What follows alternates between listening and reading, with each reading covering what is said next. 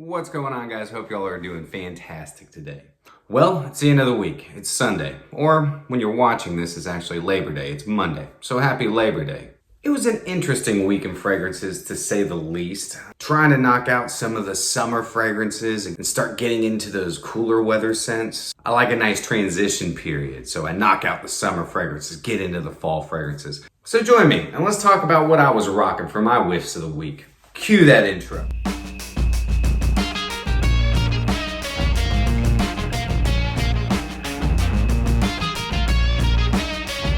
What's going on, my beautiful fragrance family, and welcome back to My2Scents. My name is Brian, and this is the show all about boosting your confidence through the art of fragrance and becoming a lasting scent memory. We're on to week number 5. Yeah, it was an interesting week. At the beginning of the week, it was stupid hot, stupid humid. We had that really bad storm on Tuesday, and that flushed everything out, and now it's starting to cool down. It's still hot during the day, but starting to cool down at night. I think it was like 56 the other evening. Perfect for a nice hot cup of coffee. But as you can see, I do not have my collection with me. It's so weird. But I do have 5 therapy dogs in the house, so they're keeping me company, but I have to travel back and forth with all of my fragrances. So I guess this week we're just gonna get straight into it. So without further ado, let's go ahead and get into The Future Belongs to Those Who Believe in the Beauty of Their Dreams. Whiffs and Sniffs. All right, so that one is gonna get you an extra 5 points for the first person who can guess that, because it does not relate to a movie, it does not relate to TV or to music. So happy hunting. So we're gonna start off with Monday, and on Monday it was a hot one. It was super hot, it was very humid, that storm was starting to roll in. We started getting some rain. So I wanted to go again with something from the house of Sensual Obsessions, and I went with Total Domination. Yeah, so again, I'm not gonna tell you what the fragrance is inspired by, because like I said, I wanna go at clones from a completely different aspect. Because I kind of look at it like this, we're always comparing the clones to the other fragrance that what it's cloned of. And we don't give it a chance to see if it's actually just a good fragrance, whether or not it smells exactly like the original fragrance. So I threw on Total Domination. I've never actually smelled the fragrance it's inspired by, so that helps. But man, I'm going to be honest, this thing is full of this really nice citrus.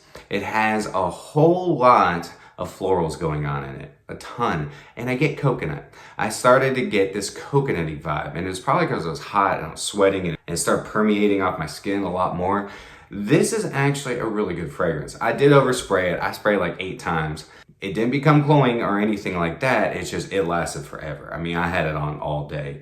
And that evening I decided to go with Total Domination again. It's actually a really long-lasting fragrance. The one thing I will say is there's so much oil concentration in these. If you spray it in your elbow, and your elbow sticks right here, but that just has something to say for Sensual Obsessions because they use a lot of oils, and you can see it glistens off of you. So all day Monday, I decided to go with Total Domination. So come Tuesday, rain really started coming in. So it was kind of rainy. It was actually sticking hot and humid as well.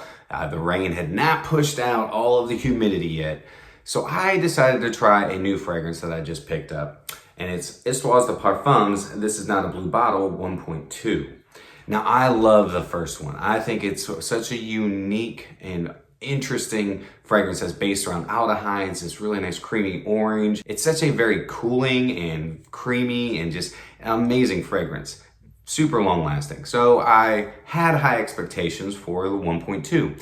But again, I didn't know what to expect. I looked up the notes on it. It's got ivy and pink pepper. I get this really fresh greenness, right up top. And then once it starts drying down, that pink pepper really takes hold and gives it a nice sweet spiciness.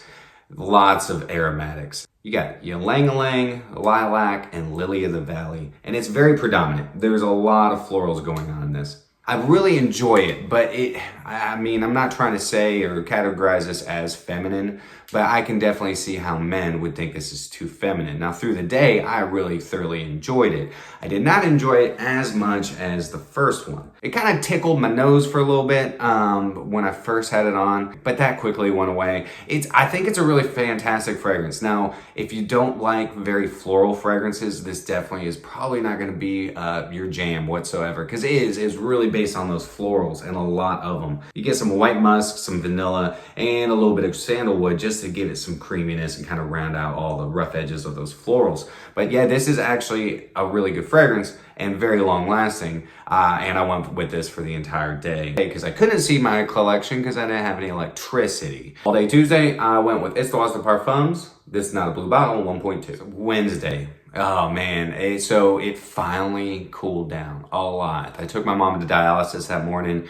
You know, it was 5 o'clock in the morning and it was, you know, in the 60s. I was like, oh man, it feels good. It feels so good. I wanted to wear something that day that was a nice transition to the fall and something else new to my collection. And it's Hugo Boss bottled aromatic oud. So I really want to get oud saffron now. Now I will say this, the oud in this is very synthetic, but it's a good synthetic oud. And this bad boy is very long lasting. I mean, 10 hours. I believe there to be only like 3 notes in this. Orange blossom, myrrh, and then oud. And it really is. There are some spices underlying there. I get some like black pepper, maybe a little bit of clove. And I also get like a little touch of saffron. Now the myrrh in this is awesome. Is done very well. And it does a great job with that synthetic oud. The orange blossom is actually an interesting characteristic in this because it does kind of give it a citrusy feel, though there is no citrus in this. It's almost like a sweet, it's just like a citrusy, sweet, aromatic touch.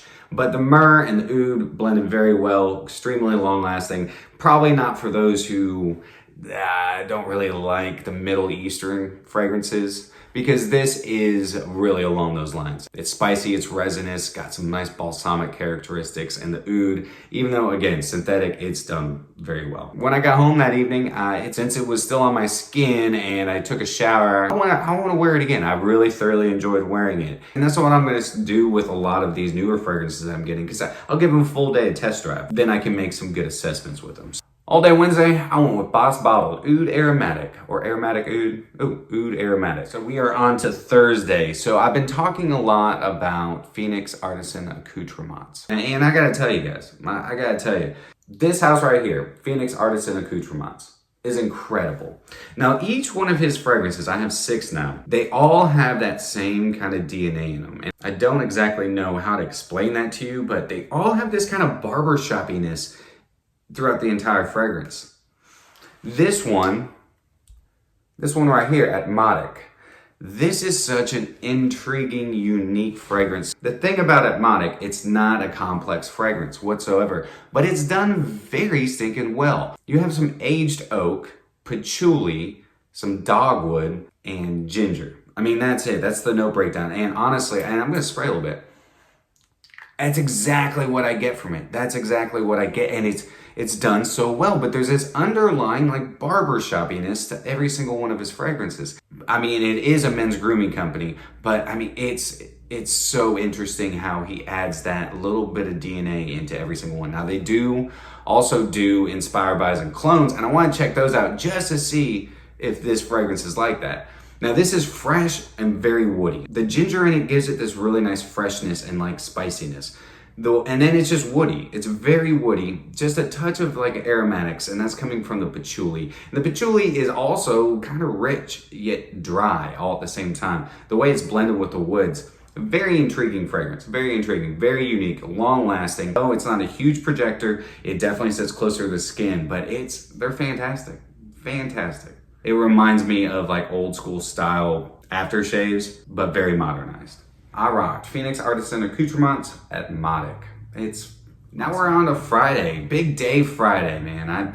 I worked my butt off. I was out in the middle of nowhere, South Pittsburgh, Tennessee, close to my Nashville peeps, not too far away. I got sprung like the day before that I was gonna be taking care of 5 dogs and a cat and house sitting. So that morning, I checked the weather. It's supposed to be cooler yet again, not super hot. I think we got like 85 was the high. So I went with the True Blue. That's right. I went with Bleu de Chanel Eau de Toilette. This is my favorite out of all the Bleu de Chanels. The Parfum is my second. They're very close. This is a great fragrance. It got me a few compliments throughout the day. I mean, I don't know how many. I don't even care. But it is such a great fragrance. It's so well blended. I don't really need to say anything about it. The incense in it is superb. It's a very fresh, spicy, clean, woody, incensey, beautiful blue fragrance. So that morning I went with Bleu de Chanel. That's how you're supposed to say it. I knew I was gonna be away from my collection. I knew that I was gonna be house sitting, so I had to start packing up fragrances. The one that I always take with me when I'm traveling, because it's a moldy oldie. It definitely is one of those attention-getting fragrances because, I mean, it's been around forever. And if you were on the live stream, you already know what I was rocking. Drakkar Noir. That's right, this is my little travel buddy. I've got a bigger bottle as well, but this is my little travel buddy. I mean, the atomizer, look at it, it's so bad, but I'm gonna go ahead and spray it, I don't care. It's so green, it's so fresh, soapy, and clean. It's such a great fragrance, it really is. Now, it is old school. I mean, it's not, I mean, oh God, now I'm smelling it. The florals in it, it's just so overpoweringly amazing. They did a great job with Drakkar Noir, and everybody wore this like in the 80s and 90s. I know my dad wore this, I mean, and I think I still have one of my dad's bottles, actually. So I know I do. Anyways, but Drakkar Noir, even if you're a younger gent, if you see a rack store for like $16.99, pick it up. See, I mean, I would love to see Drakkar Noir make a comeback. I just really would. During the live stream, our first Fragrance Family Q&A live stream, I rocked Drakkar Noir. So it's Saturday, and I only brought a few fragrances with me while I'm staying out of town. So I went with another Phoenix Artisan Accouterments, and I went with Sacre de Draco. Look at that juice. Look at it. So Sacre de Draco is a resin that is extracted from some trees, and it means dragon's blood. And you can tell, look at that. I mean, but okay, so this is such a good fragrance. Man, okay, so this definitely has this beautiful Indonesian oud in it. Now, I've looked up the notes, and that dragon's blood is, oh man, it is thick. This is a very thick fragrance. It still has that interesting barbershop-y kind of DNA in it. It's like a little mentholated. I don't know how to explain it. Would love for you guys to get your nose on them and we could have a discussion over it. I think these are incredible fragrances. But those are the only two notes that they really talk about. But I also think that there's this really rich patchouli in it. Maybe a little bit of saffron, maybe a little leather, but it's really based on the oud and the dragon's blood. This is a beautiful amber, oud, and woody composition. Like, it's really fantastic. Out of all 6 of the fragrances I have from Phoenix Artisan Accouterments, which I've purchased all of them, they're all really, really good. This one projects for the first hour or two, and then it sits quite close to the skin, becomes a skin scent. So I enjoyed this so much that I just decided to rock it all day. I mean, it is so stinking good. I had other fragrances that I could put on, but man, there's something special about this. This fragrance right here has me saying, I'm flesh and blood, but I'm not human. Guys just want to sink your teeth into it. So now we're on to Sunday fun day. Woo, woo. And Sunday is meant for doses and mimosas, champagne, and I'm not finishing that line. So, anyways, but all right. So Sunday, yesterday was just kind of chillax for me. I did a lot of hanging out around the house. I had to go pick up some fragrances. I had 2 fragrances waiting on me. If you haven't checked out my episode on the new Killian's Apple Brandy on the Rocks and Le Revert, go check it out right here. I'll leave a card for you. I went with another Phoenix Artisan Accouterments, and I went with Harvest Moon. Man, this is so good as well. Now this has like hay absolute, tobacco absolute, green leaf tobacco, Peru balsam, and some sage, some smoke. This is such a cool fragrance. It really does. Harvest Moon is a great name for it because it really reminds me of fall. It's got a little sweetness to it, but it's got like a nice dryness to it. And the oud is done so well in this, it just adds kind of a touch of animalic qualities to it, as if you're on like a hayride, going through a pumpkin patch or something like that. Harvest Moon is a perfect name for this fragrance. The Tobacco Absolute and the Green Leaf Tobacco do a great job of making it green, yet not overly green, slightly dry, a little bit of sweetness in there, nice spiciness. It's an amazing fragrance. It's a long-lasting fragrance. I actually had to scrub this off before my first impressions that evening. So, good morning. I went with Harvest Moon from Phoenix Artisan Accouterments. That is such a long freaking name. So Sunday evening, I took the evening off from doing the whiffs of the week, though I'm filming this on Sunday. But I was really excited to do my first impressions of Apple Brandy on the Rocks and Le Revert. So if you had seen that episode, you probably know what fragrance I decided to put on after filming that episode. And if you guessed L'air Vert, yeah, you're right. I just want to let you guys know, I know I'm trying to go through my entire collection, but like these Phoenix Artisan Accouterments, a lot of them are great for fall. I'm probably going to be popping those up a little bit. And this one does not count. This can't count. The first I'm wearing it right now.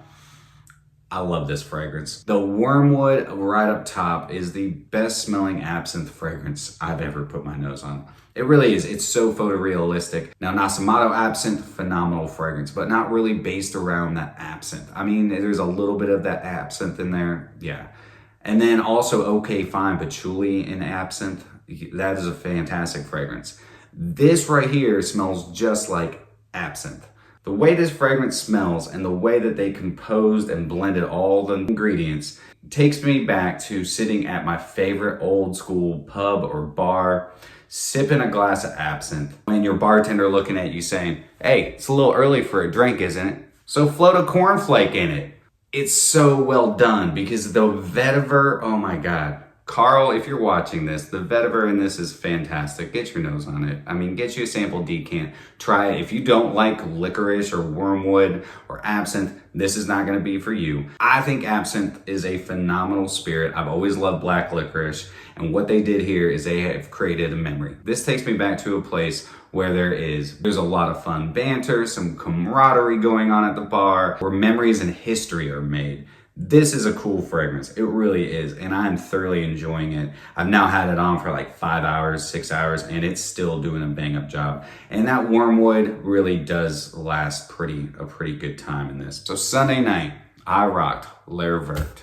And I'm going to be rocking this again. So this will be showing up on my Whiffs list every once in a while because this is phenomenal. There it is, guys. Those were my Whiffs of the week. What were you rocking? Did we share any of the same fragrances? Let me know what y'all think about Phoenix Artisan Accouterments. If you'd like me to talk more about them. It's definitely a brand that I'm pumped up about and I want to get an episode out. But I really think that they deserve your viewership. They really need to be talked about because they're doing something special. They really are. Especially if you're into men's grooming products and things like that, definitely check them out. If you'd like to see me do full reviews on any of these, just let me know. Leave me a comment down below. And I look forward to doing those episodes for you. So that's it for me this afternoon, guys. I will be back this evening with another episode. I hope y'all have a fantastic Labor Day. Be safe. If you enjoyed today's episode, then do me a favor and like, comment, share, and subscribe. And always remember, you are stinking beautiful. And until next time, happy scent trails.